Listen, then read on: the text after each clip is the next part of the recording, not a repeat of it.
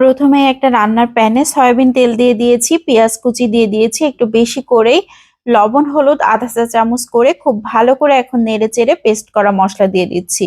পেঁয়াজ paste ১ table চামচ, রসুন পেস্ট আধা চা চামচ, কাঁচামরিচ পেস্ট দিয়ে দিয়েছি আড়াই চা চামচ।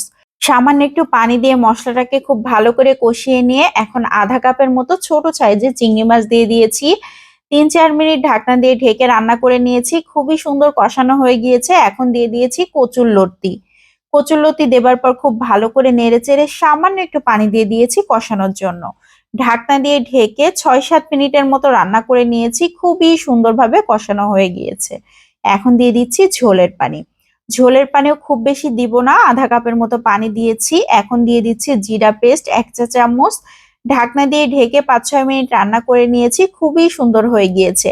একদম শুকনা শুকনা চচ্চড়ি করে ফেলেছি। এভাবে কচুরলতি রান্না করলে অসাধারণ